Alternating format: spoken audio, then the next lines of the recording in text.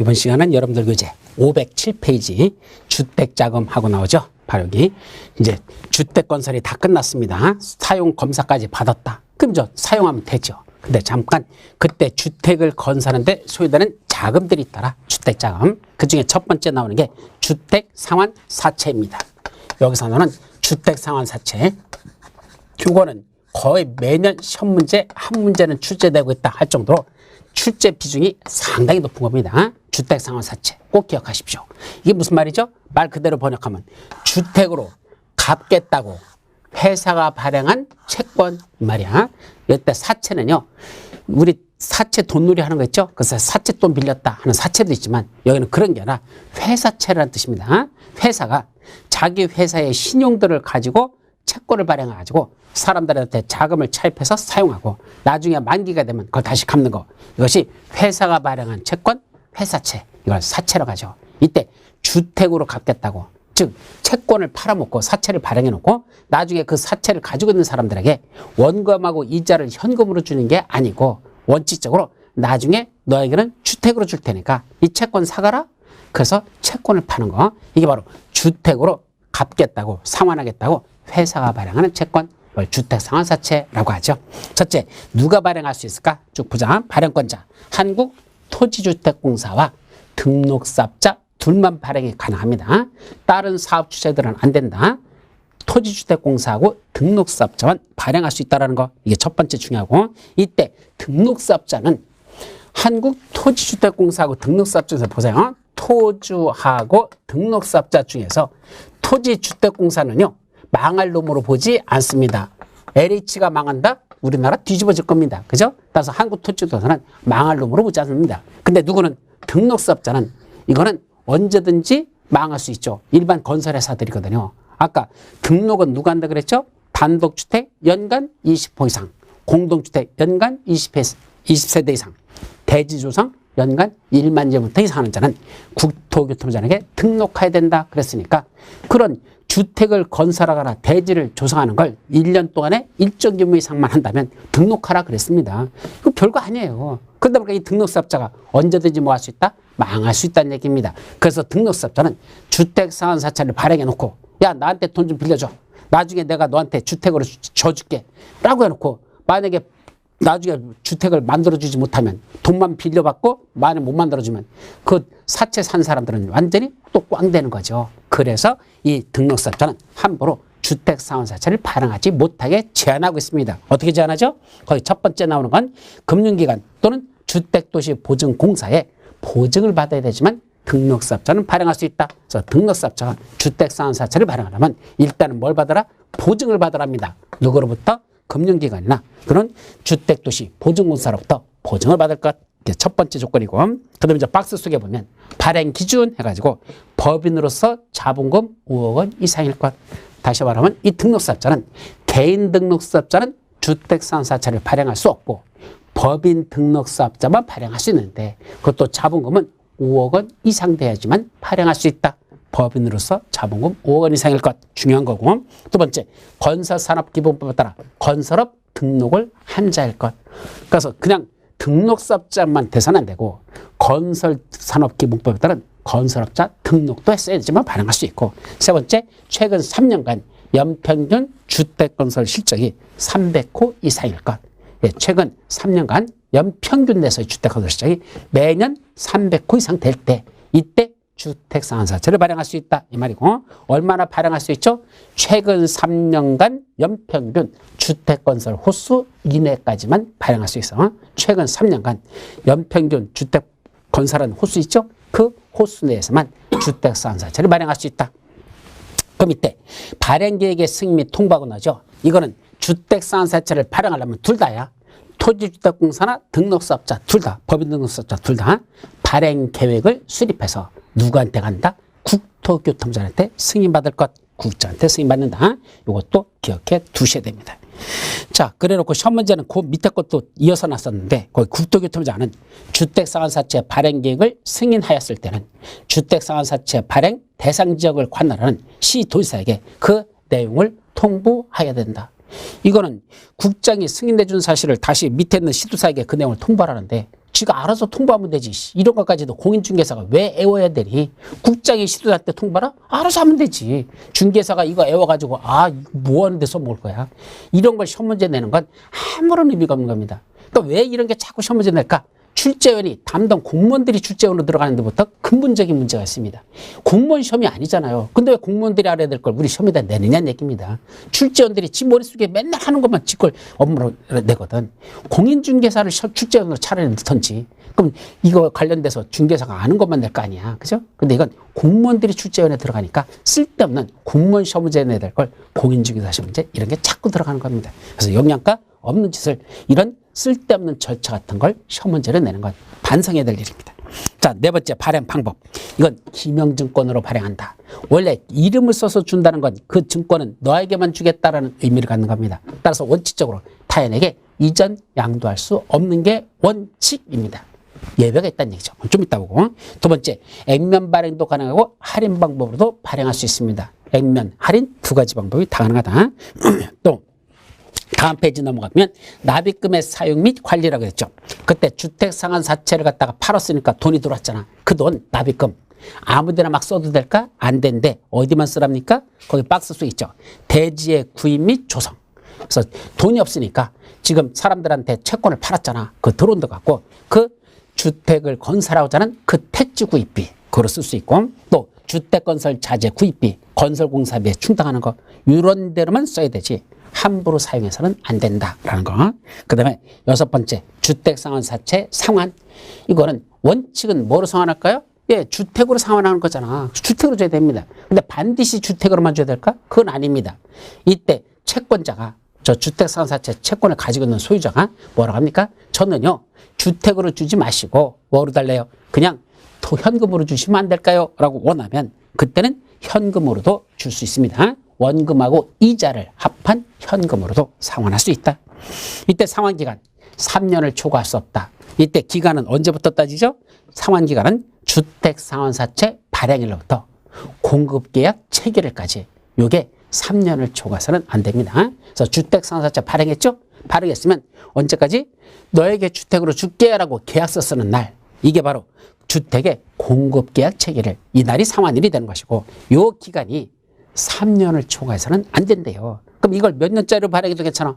3년짜리로 발행해도 좋고 아니면 2년짜리로 발행해도 좋고 1년짜리 발행도 가능하다는 얘기입니다. 3년을 초과할 수 없다는 얘기는 최장 3년으로 하자 이 소리니까 3년짜리로 발행해도 좋고 이 기간을 2년으로 해도 좋고 1년으로 정해도 좋다 이 소리입니다. 그때 양도 및 명의 변경 맨 밑에 주택상환사채는 이를 양도하거나 중도에 해약할 수 없다. 예, 남한테 넘기는 것도 안 되고 나 이 채권 가져가세요. 그래서 다시 물릴래요. 저 돈으로 주세요. 라고 중간에 해약하는 것도 안 된다. 양도도 안 되고 해약도 안 되는데 원칙인데 예외가 있어요. 다만 해외 이주 등 부득이한 사유가 있는 경우에는 예외를 한다. 그때 부득이한 사유가 509페이지 맨 위에 1, 2, 3 세 가지 나오죠. 첫째는 그 세대원 중에 누군가가 근무, 생업상의 사정이나 질병 치료, 취약 또는 결혼으로 세대원 전원이 다른 행정구역으로 이전한답니다. 그때는 팔고 떠나도 괜찮다. 됩니다. 또 세대원 전원이 상속으로 취득한 주택으로 이전하는 경우, 또 세대원 전원이 해외로 이주하거나 해외에 2년 이상 체류하고자 한다면 그때는 이 주택상환사채 양도나 하는 것이 가능하다. 중도상환도 가능하다. 이런 얘기입니다. 자, 그거하고 그 다음에 다시 전 페이지 508페이지 맨 밑에 두 번째 줄 마지막에 사채권자의 명의 변경은 타인에게 이전 양도가 원래는 안 되는데 아까 세 가지 사유가 있으면 양도되죠? 그때 명의 변경은 어떤 방법으로 한다? 취득자의 성명과 그 주소를 사채 원부에 기록하는 방법으로 한다. 자, 명의 변경은 어떻게 한다? 원부에다가 기재하라는 얘기입니다. 그런데 그 취득자의 성명을 어디다가 채권에 기록하지 않으면 사채 발행자 및 제3자에게 대항할 수 없다. 따라서 소유권을 이전하는 건 원부에다가 그 취득자의 성명과 주소를 기록하는 방법을 하고 대항 요건 갖추려면 그때 그 사채 발행자 및 제3자에게 대항하려면 어디다 기재된다? 채권, 그 취득자의 성명을 채권에 기록하지 않으면 그때는 제3자에게 대항할 수 없다라는 거 이것도 기억합니다. 몇 페이지? 주택상환사채의 효력. 등록사업자의 등록이 말소된 경우였습니다. 그럼 등록사업자의 등록이 말소됐다는 건 저 회사가 문 닫았다는 얘기입니다. 그럼 회사가 망했으면 주택상환사채를 발행해 놓고 회사가 망해버렸습니다. 그러면 그 채권을 가지고 있는 사람은 나중에 주택 주겠지라고 기다리고 있었는데 회사가 사라져버렸네? 이것도 휴지 조각이 됐더냐? 주식과 똑같더냐? 아닙니다. 주식은 회사가 사라지면 주식도 휴지 조각이 되지만 이건 괜찮습니다. 왜 그러죠? 아까 등록사업자가 발행하려면 금융기관과 주택도시보증공사로부터 보증을 받았잖아. 그러니까 누가 망해도 등록사업자가 망해도 그 보증을 쓴 금융기관 또는 주택도시보증공사가 대신 주택을 만들어준다고 보증을 섰기 때문에 그 자들을 믿고 있기 때문에 이건 휴지 조각이 아니라 효력에는 영향을 미치지 아니한다. 그 말이 바로 유효하다는 뜻입니다. 그래서 문 닫아서도 그 등록이 말소됐어도 주택상환사채의 효력에는 영향을 미치지 아니합니다. 자, 적용법률. 이 주택상환사채 발행에 관해서는 이 법에 있는 거 빼고 나머지 있는 건 어디들 끌어다릴까? 3법에 가보시면 469조 이후부터 채권 발행, 회사채 발행에 관한 내용들이 나오는데 그 469조 이하에는 회사채 발행에 관한 규정을 적용하면 된다. 일단 그렇게 기억하죠. 또 국민주택사업 특별회계라는 것도 있는데 이건 지방자치단체가 국민주택사업을 시행하기 위해서 별도로 하는 회계입니다. 회계정보, 별도의 예산이죠. 이걸 국민주택사업 특별회계라고 한단다. 그래서 지방자치단체가 국민주택사업을 시행하기 위해서 별도로 설치, 운용하는 자금이다. 이런 식으로 이해하면 되죠. 그 다음에 다음 페이지 오시면 입주자저축이라는 게 있죠. 이건 여러분들이 잘 아는 거야. 여러분들 거죠. 입주자저축. 옛날에 뭐 있었죠? 청약저축, 청약예금, 청약부금이라는 게 있었습니다. 근데 그거 지금은 다 통합됐죠. 뭘로 들어갔습니까? 거기 입주자저축에 들어있는 주택청약종합저축이라는 거로 다 통폐합이 됐습니다. 그래서 주택청약종합저축. 이제는 하나로 다 통일돼가지고 들어갔다. 그렇게만 이해하고 넘어가십시오. 자, 여기까지가 바로 주택자금에 가는 게 다 끝났죠. 이제 뭐로 하자? 주택의 공급에 가는 파트로 들어갑니다. 그래서 주택의 공급이라는 건 두 가지 성격을 가져요. 주택을 공급하는 사업주체들. 함부로 공급하지 말라. 장난질 치지 말라. 뭐 아파트값 오른다고 막 분양가 올려버리고, 그죠? 그 다음에 또 경쟁률 치열하게 벌어지는 데서 자꾸 투기 목적으로 하는 이거 사업주체 함부로 하지 말라. 또 주택을 공급받는 자들도 원래 주택이라는 건 주거 기능을 위해서 그게 주택을 구입하는 거지 이게 무슨 투기 목적으로 하는 거 아니잖아. 그래서 함부로 투기 세력들 들어오지 못하게 하자. 이것이 주택의 공급의 핵심적인 포인트입니다. 그래서 첫 번째가 주택의 공급 원칙이 있겠죠. 그래서 주택을 공급하는 원칙과 관련된 내용들이 납니다. 주택을 공급할 때는 이렇게 공급하라 라는 대원칙이 하나 나오고, 그 다음에 두 번째가 분양가 상한제 적용주택이라는 게 있습니다. 이때 분양가 상한제라는 게 뭐죠? 분양가 너무 비싸게 받지 말라라는 뜻입니다. 왜 그러죠? 분양가가 너무 비싸져 버리면 그게 주변에 있는 아파트 값을 같이 끌어올려 버리거든. 그러면서 투기화되는 가능성이 높아지니까 너무 비싸게 받지 말라. 분양가 상한제 적용 주택이라는 게 있더라. 이거고. 자, 세 번째로서는 주택을 공급하는데 제대로 질서를 유지해야 된다. 주택 공급 질서와 관련된 유지 방안이라는 게 있습니다. 그 중에 첫 번째, 공급받는 자들이 주택을 공급받을 수 있는 각종 지위나 증서를 갖고 있는 걸 함부로 타인에게 이전, 양도 같은 거 하지 말라. 양도, 양수, 알선, 광고 같은 걸 함부로 하지 말라. 내가 주택을 공급할 수 있는 지위나 증서 갖고 있는 걸 투기 목적으로 남들한테 막 팔아버리려고 하는 거, 양도 같은 거 해서는 안 된다. 그게 공급질서 교란행위 금지입니다. 공급질서 교란행위 금지라는 것도 있고, 또 하나 주택을 공급하는 자, 사업주체들 있죠. 자, 그때도 자기들이 지금 아파트를 짓고 있는 그 땅 있잖아. 그 땅이 소유권이 사업주체 자기 거로 돼 있다고 해서 함부로 그걸 담보대출 받아가지고 딴 데 썼다가 나중에 못 갚아버리면 분양받은 사람들은 나중에 소유권 등기하려고 봤더니 웬걸? 나는 계약금, 중도금, 잔금 다 치렀는데 깨끗하게 내 명의로만 소유권 등기가 올라가야 될 그 뒤에 보니까 웬? 저당권이 설정돼 있더라. 아니, 내 아파트 분양받은 집에 나는 대출받은 게 없는데 웬 저당권이에요? 그랬더니 종전에 소유하고 있던 사업주체가 그 땅을 담보로 해서 대출받았고 못 갚아버리면 그 저당권이 그 분양받은 사람에게 승계될 수 있거든요. 그런 짓거리, 저당권 설정 등을 함부로 해서는 된다, 안 된다? 안 된다. 이런 것들, 그런 것들이 바로 공급질서 교란행위 금지와 관련된 내용하고 그 다음에 그 저당권 설정을 제한하는 이런 것들이 한마디로 묶어가지고 그걸 뭐라고 하더냐? 자, 그걸 묶어서 공급질서 유지방안이라고 하죠. 주택의 공급질서를 제대로 유지하자. 공급질서 유지방안이라고 표현해놓고 공급하는 자, 공급받는 자 관련된 내용들입니다. 네 번째로서는 자, 뭐도 있다? 바로 투기과열지구. 여러분들이 주택법에서 나오는 투기과열지구 있다고 여러 번 앞에서 다른 법에서도 나왔었죠. 그래서 투기과열지구 지정에 관한 거, 또 조정대상 지역에 관한 거, 조정대상 지역. 그래서 투기과열지구는 무엇이고 조정대상 지역은 무엇인지 그 내용들을 살펴보고 마지막으로 하나 더 이 주택을 공급받은 자가 함부로 일정 기간 동안은 전매해서는 안 되는 그런 지역들이 있어요. 그걸 전매 행위를 일정한 지역에서는 일정한 기간 동안 뭐한다? 제한한다. 전매행위 제한에 관한 거. 바로 이런 내용들을 다루고 있는 거. 이것이 주택의 공급과 관련된 겁니다. 사실은 이게 중요한 거야. 그죠? 주택의 공급에 관한 거. 이게 여러분들 입장에서는 대단히 중요한 거죠. 왜? 중개사가 꼭 알아야 될 것들입니다. 이거 몰랐다가 나중에 중개업자도 처벌될 수 있으니까 중개업자가 꼭 알아야 될 건 주택의 공급과 관련된 내용들이 되겠죠.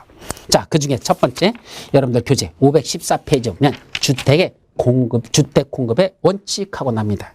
그럼 주택을 공급하는 방법하고 나와 있죠.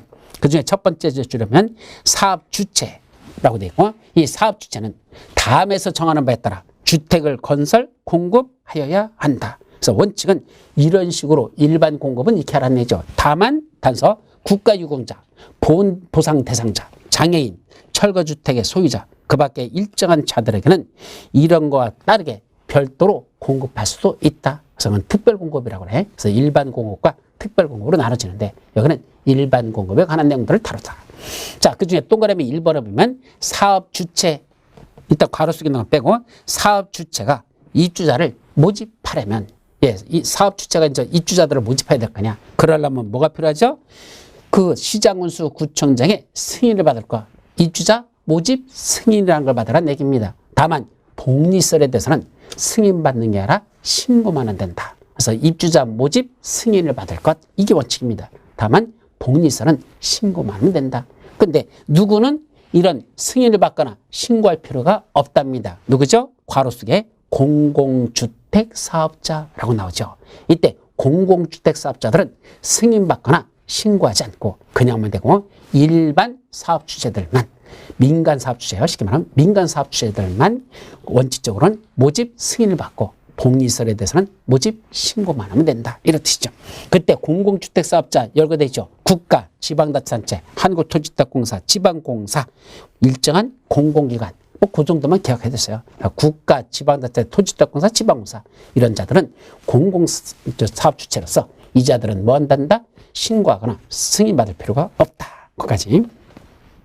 그 다음에 2번 입주자 자격 등에서는 맨 밑에 그거는 두 번째 줄에 보시면 이 경우 해가지고 투기과열지구 및 조정대상 지역에서 건설 공급하는 주택들, 요거 투기과열지구하고 조정대상 지역이라는 이 두 군데 지역에서 건설 공급하는 주택을 공급받으려는 자의 입주자 자격 등등에 대해서는 지역별로 달리 정할 수 있다. 예, 지역에 따라서 이건 그러니까 투기과열지구나 조정대상 지역은 각 지역마다 특성이 있거든요. 그러니까 그거에 따라서 입주자 자격을 별도로 정하는 게 가능하다. 이런 얘기고. 옆 페이지 견본주택. 그것도 최근에 시험 문제에 났었던 건데 글쎄 견본주택 우리나라 말로 뭐라죠? 모델하우스에 가는 겁니다. 그러니까 이 견본주택에서 가장 문제되는 게 뭐죠? 그 모델하우스에 설치되어 있는 그 시설들하고 나중에 실제로 우리 집에 설치되는 시설하고는 종류가 다른 것들이 있어요. 참 많아요. 그죠? 모델하우스는 어떻게 만들죠? 삐까뻔쩍하게 아주 좋은 자재만 갖다 놓고 다 만들어 놓고 나중에 우리 집에 와보면 웬 짝퉁만 갖다 놓고 후질그레 하고 만들어 놓습니다. 정말로 기분 나쁘죠? 그걸 방지해보자는 게 견본주택의 핵심입니다. 따라서 견본주택에서는 첫 번째 사업주체가 입주자를 모집하기 위해 시장군수청의 승인을 받으려는 경우에는 뭐가 필요하죠? 견본주택의 건축기준에 따라 건설하는 견본주택에 사용되는 마감재지의 규격이나 성능 및 재질을 적은 목록표와 견본주택의 각실의 내부를 촬영한 영상물 등을 제작하여 승인권자에게 제출하여야 한다. 예, 그래서 영상물 같은 목록표하고 영상물을 승인권자에게 제출할 것. 그래서 아까 뭐 승인할 때 입주자 모집하려면 승인받은 게 원칙이라 그랬잖아. 그때 제출하라는 얘기입니다. 근데 두 번째, 이때 시장운수구청장은 그 마감자재 목록표와 영상물을 사용검사가 있은 날로부터 최소한 2년 이상은 보관하랍니다.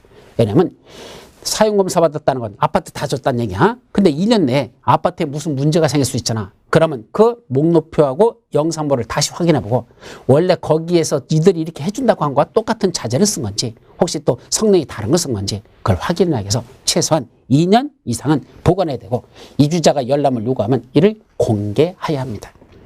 그리고 품질 기준, 이때 모델하우스에 사용한 자재하고 실제로 건설공사 행할 때 자재하고는 다를 수도 있죠. 왜요? 이 자재가 이제는 더 이상 중간에 이제 처음에 모델하우스 만들 때는 그 자재가 있었는데 실제로 주택건설공사에 들어갔을 때는 이런 자재가 이제는 공급이 안 된답니다. 예를 들면 회사가 문 닫았던지 이런 자재가 만들 수가 없답니다. 그러면 다른 자재를 사용할 수밖에 없는데 그때 그 다른 자재는 최소한 그 마감자재 목록표의 마감자재와 다르게 마감자재를 시공 설치하려는 경우는 당초 마감자재와 같은 질 이상으로 설치해야 한다. 그러니까 종전과 같은 질 이상 되는 마감재를 써야지 종전과 같은 질이 아닌 더 낮은 질을 사용해서는 아니 된다. 이런 것들이 정답으로 나왔거든요. 그럼 이 지문, 당초의 마감재와 같은 질 이상으로다가 설치를 하라. 이 말이 맞는 문장 같아요? 틀린 문장 같아요? 한번 상식으로 생각해 보세요. 모델하우스에 설치된 거하고 실제 우리 집에 설치되는 거하고 이 자재가 서로 다를 때는 적어도 모델하우스에 있던 자재와 같은 질 이상을 우리 집에 설치해야 된다. 이게 맞는 말이야, 틀린 말이야?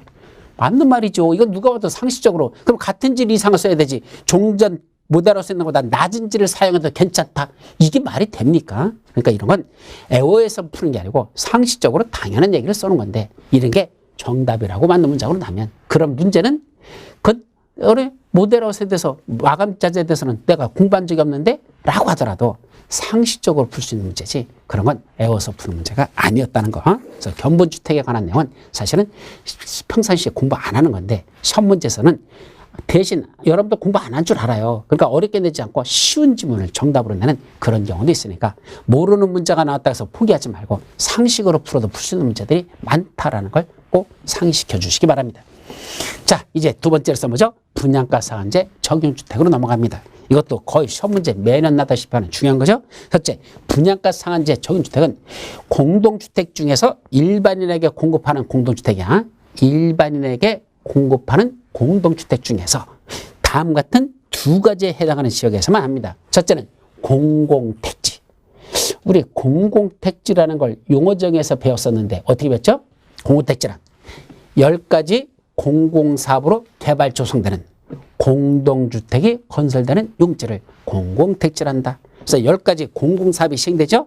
예를 들면 도시개발 사업을 시행하는데 환지 방식을 빼고 수용 방식으로 사업이 시행될 때 그때 공공시행자가 사업을 시행해야 되고 그때 뭐만 짓는다? 아파트나 연립주택 같은 걸 지으려고 하는 땅 공동주택이 건설되는 용지만 그걸 뭐라 부른다? 공공택지를 한다 그랬어요. 따라서 공공택지에다가 일반에게 공급하는 공동주택을 짓는다면 그 공동주택은 뭘 적용한다? 분양가 상한제라는 걸 적용하라 이 말이고 그러면 그런 공공택지 외의 택지 중에서도 분양가 상한제가 적용될까? 예, 가능합니다. 누가 정하는지요? 주택가격 상승 우려가 있어서 국토교통부 장관이 주거정책심의회 심의를 거쳐서 지정한 지역. 그럼 결국 두 군데네. 공공택지는 무조건 원칙적으로 공공택지는 분양가 상한제를 적용한다. 공공택지 외의 택지 중에서는 국토교통부장관이 지정한 지역에서만 그땐 분양가 상한제를 적용한다. 이렇게 두 가지로 이해하시면 됩니다. 근데 다음 페이지. 다만 다음에 어느 하나에 해당하는 그런 경우에는 분양가 상한제를 적용하지 아니한다. 아주 시험 문제 많이 났었죠. 그래서 좀 전에 공공택지하고 공공택지 외의 택지 중에서는 국장이 지정한 지역인데 그 안에 있는 땅들 중에서 뭘 지려고 한답니까? 첫 번째는 도시형 생활주택을 짓는답니다. 도시형 생활주택은 비록 공공택지 안에 있다 또는 공공택지 외의 택지에서 국장이 분양가 상한제 적용 지역이라고 지정했다 하더라도 거기서 도시형 생활주택을 짓는 건 분양가 상한제를 적용하지 아니한다. 두 번째, 경제자유구역에서 짓는 일정한 공동주택들. 그런 경제자유구역 안에는 일정한 어떤 집들 그렇게 해오시고 세 번째, 관광진흥법에 따라 지정된 관광특구에서 건설공급하는 공동주택들 중에서 관광특구 안에 짓는 공동주택 중에서 첫째, 층수는 50층 이상 되거나 또는 높이는 150m 이상 되는 공동주택들. 이것도 분양가 상한제를 적용하지 않습니다. 그래서 제일 중요한 건 도시형 생활주택하고 관광특구에 있는 50층 이상 또는 150m 이상 되는 공동주택에 대해서는 분양가 상한제를 적용하지 아니한다. 기억해 두세요. 이때 분양가격은 어떻게 산정할까? 둘로 나눕니다. 첫째는 건축비 또는 택지비. 그래서 택지비하고 건축비하고 둘로 나눠가지고 택지비 여기는 최대 얼마 이하만 받아라. 건축비는 제곱미터당 얼마 이하로만 받아라. 라고 이렇게 택지비하고 건축비 두 가지를 분양가 상한제로 한다는 거. 그때 택지비는 어떻게 산정하고 건축비는 어떻게 산정하는지 쭉 내용들이 나오는데 거기까지 외울 건 아니에요. 자, 옆 페이지 분양가격의 공시라고 됐죠. 그때 분양가 얼마다라는 가격을 공시하는데 각각 어떤 걸 얼마 저기 있는데 거기까지는 외울 필요는 없습니다. 다음 페이지 분양가 상한제 적용 지역의 지정 및 해제. 요거는 공공택지 외의 택지에서는 국장이 지정한다 그랬죠. 바로 거길 말해 공공택지 외의 택지에서 국토교통부장이 분양가 상한제 적용 지역을 지정하는 절차가 거기 나오는데 그럼 아무데나 그냥 공공택지 외의 택지는 국장이 맘 내키는 대로 분양가 상한제 적용 지역을 지정할까? 아닙니다. 거기 518페이지 밑에 박스에 나오는 그 일정한 요건을 충족하는 지역. 결국은 한마디로 말하면 여기 분양가가 막 올라오고 분양 과열이 일어나고 있다. 그래서 분양에 대해서 뭐 경쟁률이라든지 이런 게 상당히 높다. 그러면 그런 데서는 아무래도 분양가가 비싸질 수 있으니까 그걸 규제하기 위해서 분양가 상한제 적용 지역으로 지정할 수 있다는 얘기입니다. 그래서 그 박스 속에 들어있는 것들은 우리 기본 강의할 때도 했던 것들이니까 한번 쭉 읽어보도록 하고 맨 밑에 지정 절차는 누가 지정하죠? 국토교통부장이 지정한다부터 외워야 됩니다. 분양가 상한제 적용 지역은 공공택지 외의 택지에서는 국토교통부장이 지정하는데 그때 지정할 때 미리 시도지사의 의견을 듣고 국장이 지정해야 된다는 것. 그때 옆 페이지 분양가 상한제 적용 시기라고 돼 있죠. 그럼 분양가 상한제는 언제부터 적용할 것이냐? 여기가 분양가 상한제 적용 지역으로 지정됐다고 해서 바로 분양가 상한제가 적용되는 건 아니고 그 안에서 시행되는 사업들 중에서 어느 단계까지 가는 것들만 분양가 상한제를 적용할 것이냐 이겁니다. 그게 분양가 상한제 적용 시기인데 그건 두 번째 줄 마지막에 보면 국토교통부장이 분양가 상한제 적용 지역 지정 공고일. 오늘 여기가 분양가 상한제 적용 지역입니다 라고 국장이 지정 공고했잖아요. 그럼 그 공고한 날 이후 이 안에서 뭐가 벌입니까? 최초로 입주자 모집 승인을 신청한 분부터 적용한다.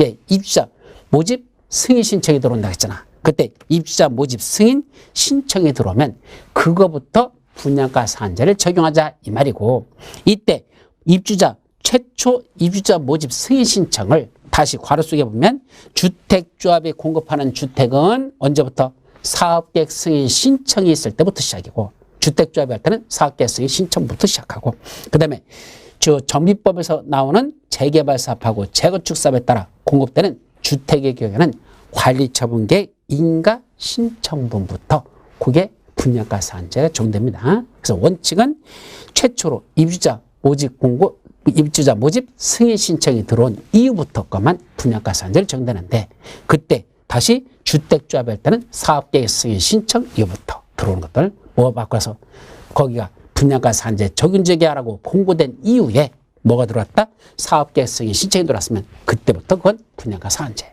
반면에 정비법에 나오는 재개발 재건축할 때는 관리처분계획 인가 신청이 들어온 그거부터가 분양가 상한제 적용하는 대상 주택이 되더라. 그런 뜻이죠. 자, 지정의 해제 및 해제 요청. 국장은 더 이상 여기는 분양가 상한제 적용지역으로 지정할 필요가 없다고 인정하면 그때는 뭐 할 수 있죠? 주거정책심의위원회 심의를 거쳐서 지정을 해제할 수 있다가 아니라 적용할 필요가 없다고 인정했으니까 그때는 반드시 해제하여야 한다. 할 수 있다고 해서 시험 문제 내서 틀렸어. 왜냐면 아니 더 이상 지정할 필요 없다고 국장 지가 스스로 인정을 했으면 당연히 지가 지정했던 걸 해제할 수 있다라 하여야 한다죠. 반드시 하라는 얘기입니다. 더 이상 지정할 필요가 없다고 인정하면.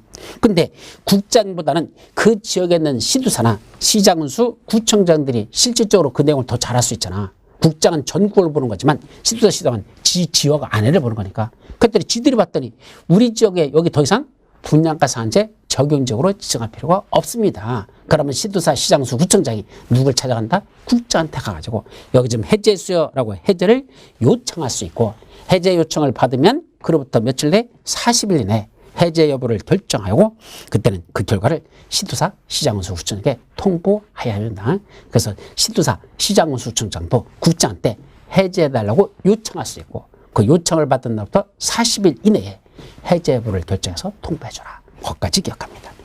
그러면 분양가 심사위원회라는 걸 구성해야 되겠죠. 즉 아까 주택비, 택지비하고 건축비가 얼마냐라는 걸 누가 결정한다? 분양가 심사위원회에서 결정을 합니다. 그럼 분양가 심사위원회는 누가 구성할까? 분양가 상한제 적용 지역은 국토교통부장이 지정하지만 그 안에서 분양가 심사위원회는 누가 구성한단다? 시장군수 구청장이 분양가 심사위원회를 구성한다는 걸 조심합니다. 그래서 여기는 분양가 상한제 적용 지역이야라는 건 국장이 지정하고, 그 안에서 분양가 심사위원회를 구성하는 건 시장군수 구청장이 구성한다는 것, 그거 기억하시고, 언제부터? 사업계획 승인 신청이 있는 날로부터 20일 이내에 분양가 심사위원회를 설치 운영해야 된다. 아까 위에서 나왔었잖아. 주택조합은 사업계획 승인 신청이 들어온 이후부터 분양가 심사라는 걸 적용한다 그랬으니까 그때 분양가 심사위원회를 그로부터 20일 이내에 설치 운영해야 되고, 이때 사업주체가 국가, 지방자치단체, 토지특공사, 지방공사인 공공시행자라면 이자들은 해당 기관의 장이 위원회를 설치 운영하지 시장군수 구청장이 따로 하지 않습니다. 누가 사업 주체할 때? 국가, 지자체, 토지특공사, 지방공사라면 쥐들이 그 분양가 심사위원회를 설치 운영한다는 것, 이것도 말이 안 되는 소리예요. 쥐들이 사업 주체면서 쥐들이 한다는 건 뭐 쥐들 멋대로 정해도 된다는 소리밖에 안 되잖아요. 어쨌든 싸가지 없이 그렇게 돼 있습니다. 이때 민간위원회 임기는 2년으로 하며 연임할 수 있고, 시장군수청장은 회의 개최일 2일 전까지 그 회의와 관련된 사항을 위원에게 알려줘야 됩니다. 그래서 분양가 심사위원회를 개최하려면 회의 개최일 2일 전까지, 7일이 아니야, 2일 전까지만 위원들에게 알려주면 된다. 그리고 원칙적으로는 비공개인데 위원회 의결로 공개할 수 있다. 자, 이런 게 분양가 심사위원회와 관련된 거. 자, 이제 세 번째로서는 주택의 공급 질서 유지 방안이라고 했죠. 그 유지 방안은 다시 두 가지로 나눠져요. 첫째는 주택을 공급받는 지위나 증서를 가지고 있는 여러분들이, 주택을 공급받을 수 있는 지위나 증서를 가진 여러분들이 그 지위나 증서를 함부로 타인에게 양도, 양수, 알선, 광고해서는 아니 된다. 그걸 한마디로 공급질서 교란행위 금지라고 하고, 그 중에서 첫 번째 양도, 양수라는 무슨 내용이죠? 소유권 변동을 수반하는 일체 행위, 권리 변동을 수반하는 일체 행위를 양도, 양수라고 하는데 그 중에 뭐는 괜찮다라는 게 중요한 거야. 521페이지 맨 위에 상속 저당의 경우는 제외라고 됐잖아. 따라서 상속으로 인해서 양수받는 거, 저당권을 설정해가지고 그게 나중에 소유권이 변동되는 거, 이런 것들은 괜찮다는 얘기입니다. 따라서 원칙적으로는 갖고 있는 지위나 증서를 함부로 양도양수해서는 안 되는데 상속이나 저당으로 인한 양도양수는 괜찮다라는 뜻이고, 또 하나 그 양도양수만 안 되는 게 아니라 중간에 그걸 중개를 해주는 알선하는 것도 안 되고 인터넷 등에다 그걸 팔겠다고 그걸 광고하는 거, 이런 행위도 하여서는 아니 됩니다. 그때 어떤 것들을 양도양수는 안 될까? 521페이지 위에 있는 박스 속에 들어있죠? 주택조합의 설립에 따라 주택을 공급받을 수 있는 조합원 지위야. 내가 조합원으로서의 지위 있죠. 지역주택조합하고 직장주택조합의 지위. 원칙적으로 타인에게 양도양수할 수 없습니다. 조합원 지위는 내가 갖고 있어야 되지 타인에게 함부로 그걸 프리미엄 받고 팔아서는 안 된다, 이 말이고, 두 번째 주택상환사채. 아까 있었죠? 주택상환사채, 이것도 누구한테 주겠다는 얘기야? 이거 그 주택을 받겠다고 그 사채를 산 사람 있잖아. 그래서 타인에게 원칙적으로 이전 양도 안 된다 그랬죠? 다만 근무, 생업상의 사정, 질병치료, 취약, 결혼 등으로 해서 다른 지역으로 옮겨갈 때 어쩔 수 없이 그때는 양도가 될 수 있지만 원칙적으로는 양도가 안 된다. 원칙적인 걸 따지는 겁니다. 원칙적인 양도할 수 없다. 또 입주자 저축증서, 청약통장. 자기 명의로 청약통장 가입한 건 자기만 해야 되지 타인에게 이전 양도할 수 없다. 이게 원칙입니다. 다만 이런 주택상환세차나 입주자저축증서 같은 걸 뭐 하는 건 괜찮다? 상속으로 인해서 양도되는 거 또는 저당권이 설정되는 거 이런 것들은 괜찮다. 그건 문제되지 않습니다. 그것도 기억합니다. 자, 그 밖에 시장구수청이 발행하는 무허가 건물 확인서, 철거 예정 증명서 또는 맨 밑에 이주 대책 대상자 확인서 같은 이런 것들은 한마디로 딱지라고 그러는데 이런 세 번째 동그라미 4번에 나오는 그 박스 속에 있는 것들 그 딱지들은 역시 함부로 양도양수 알선 광고해서는 안 됩니다. 만약에 양도 양수했다가 위반했단다? 어떤 효과가 있을까? 첫째는 그 양도했으면 그 지위를 갖고 있던 건 무효화시켜버리고 이미 매매계약들이 어떤 분양을 받아서 그 분양받은 것에 대한 그 계약은 취소할 수 있습니다. 따라서 지위를 갖고 있던 건 무효화시켜버리고 이미 분양을 받아갔는데 이게 무슨 말이죠? 분양받았다는 게 자, 내가 입주자저축증서를 갖고 있었습니다. 근데 어떤 사람이 와가지고 뭐라죠? 야, 이번에 어디다 청약을 넣으려고 하는데 자기는 청약 통장이 없대. 내 청약 통장 좀 지가 사가지고 지가 대신 넣겠대. 나한테 프리미엄 5천만 원 주겠답니다. 그럼 내 명으로 돼 있는 청약 통장을 이 사람한테 넘기는 거죠. 근데 명의를 변경할 수는 없어. 왜냐하면 불법이니까. 따라서 명의는 내 거로 두고 이면계약서만 쓴 거죠. 나중에 내가 이제 내 명의로 다 그 사람이 지가 넣어가지고 뭐 됐어? 당첨이 됐어. 계약금 넣어야 되죠? 지가 계약금 내겠대. 중도금 내야 되죠? 지가 내겠대. 나중에 잔금 내면 소유권 등기가 누구 거로 넘어져? 내 명의로 넘어오면 그 다음에 전매제한 기간이 끝나면 자기 명의로 소유권 이전을 다시 해주는 거죠. 따라서 나는 5천만 원이란 프리미엄만 먼저 받고 나는 끝난 거고 명의만 내 거로 돼 있지 사실은 저 사람 거라는 얘기입니다. 그래서 그렇게 계속 돈 넣어가지고 나중에 지가 소유권을 가져가겠다는 얘기입니다. 바로 그게 바로 불법 전매가 이루어지는 거죠. 바로 이런 것들을 하는데 이때 그 지위를 갖고 있던 거 만약에 아직 내가 뭐 하기 전에 당첨되기 전에 이 사람한테 그 1순위를 팔았잖아. 1순위 청약통장을 팔았죠? 그러면 그게 발각되는 순간 이 1순위 지위는 뭐 된다? 무효가 되는 것이고 만약에 이미 청약통장을 넣어가지고 당첨이 됐다면 그 계약서 썼겠죠? 그래서 계약금 내고 그랬죠? 요 계약은 뭐 된다? 취소할 수 있다. 이 소리입니다. 자, 계약을 취소하게 되면 사업 주체가 받았던 그 돈 있잖아. 계약금으로 받은 거 있잖아. 중도금 받은 거 있잖아. 그걸 다시 돌려줍니다. 돌려주면 그때 그 주택에 대한 권리는 다시 사업주체가 되가져가죠. 이걸 환매라고 하죠. 그걸 환매권이 발생합니다. 언제? 그 대금을 지급한 날 사업주체가 다시 그 주택에 대한 권리를 다시 취득한다라는 거죠. 다음 페이지 퇴거명령도 내릴 수 있습니다. 이게 무슨 말이죠? 자, 나중에 다 분양받고 나서 이제 소유권이 내 명의로 왔다가 다시 이 사람한테 명의가 이전이 됐습니다. 그런데 그 후에 발각이 됐어. 이렇게 식으로 미리 예전에 이미 이걸 불법 전매했다는 게 발각이 됐던 게 나중에 소유권 등기가 다 끝나고 발각이 됐습니다. 자, 그러면 이제 뭐 할 수 있을까? 사업주체는 이 위반한 자, 이자에게 그 대금을 줍니다. 근데 이 사람이 도망 다녀요. 어디 사는지를 몰라. 그래서 돈을 줄 수가 없어.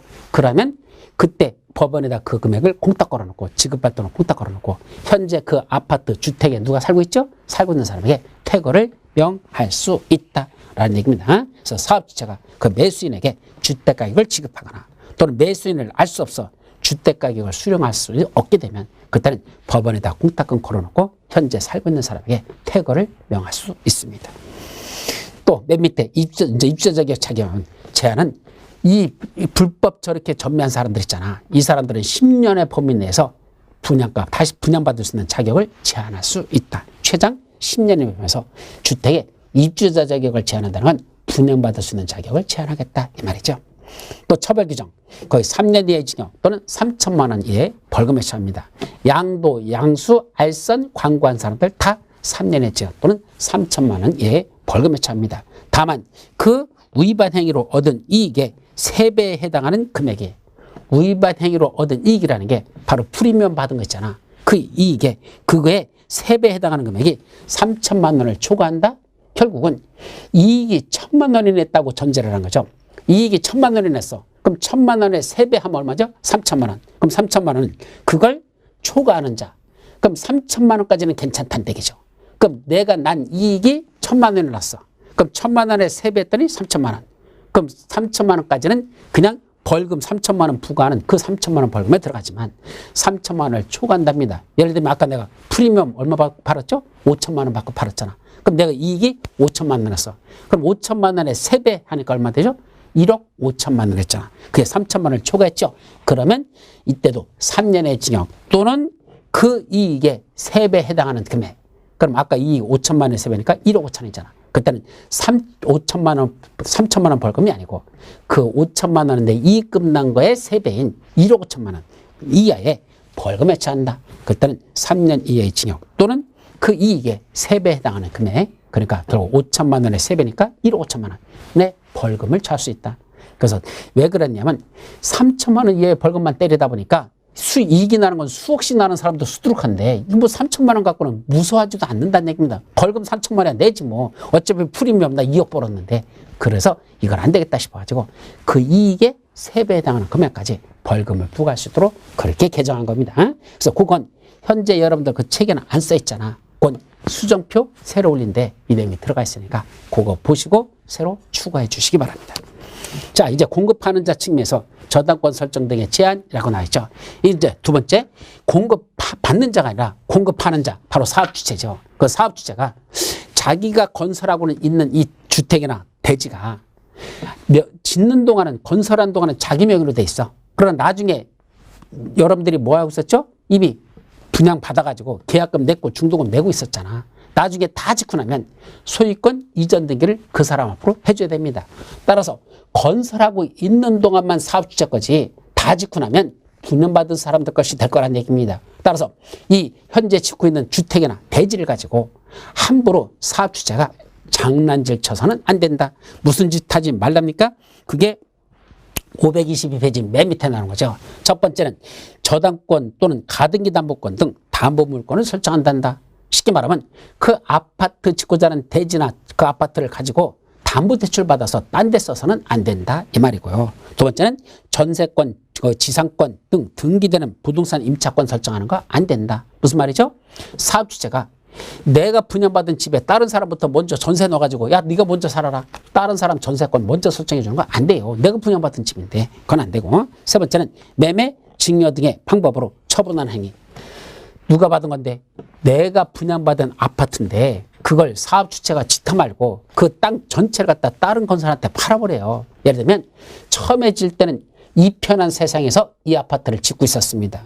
근데 이 편한 세상에서 짓다가 나중에 지방에 이름도 없는 건설한테 그 아파트 전체를 통째로 팔아버려. 그래가지고 나중에 아파트 다 졌다고 입주하라고 해서 이삿짐 들고 가봤더니 아파트 벽면 옆에 뭐라 써있죠? 브랜드 써있잖아. 이 편한 세상 또는 뭐 레미안 이렇게 써있잖아. 근데 가봤더니 뭐죠? 안 편한 세상. 아니 이게 무슨 브랜드야?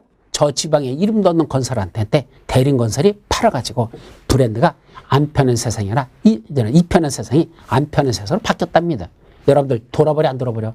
여러분들은 아파트 브랜드를 상당히 중요시 여기는 게 우리나라 사람인데 그래서 중간에 그렇게 팔아버리는 거 사업 주체가 함부로 해서는 된다 안 된다? 안 된다. 이 세 가지를 하지 말라는 얘기입니다. 그게 원칙이죠. 자, 만약에 이걸 위반하면 2년의 징역 또는 2천만 원 이하의 벌금에 처한다. 뭐 그건 중요한 거 아니고. 그 다음에 부기등기라는 게 중요하죠. 자, 말로만 야 팔지 마 이래서는 안 된다는 얘기입니다. 그거 거기다 저당권 설정하지 마 이래서는 안 된다는 얘기입니다. 그래서 거기다가 뭐까지 하랍니까? 부기등기를 붙이랍니다. 그래서 본등기 밑에 하는 게 부기등기인데 뭐라고 하랍니까? 아직은 부기등기라고 돼 있어. 이렇게 돼 있어. 거기다 뭐 하랍니까? 입주 예정자의 동의 없이는 이 주택 또는 이 대지, 현재 건설하고 있는 이 주택 또는 이 건설되는 대지에 대해서 조성되고 있는 대지에 대해서 뭐 합니까? 입주 예정자의 동의 없이는 양도하거나 제한물권을 설정받거나 또는 압류, 가압류, 가처분의 대상이 될 수 없는 물건입니다. 라고 주등기 밑에 부기등기를 하여야 한다. 이 말입니다. 따라서 원칙적으로는 이렇게 해라. 그럼 부기등기 언제 해야 될까? 그것도 중요하죠.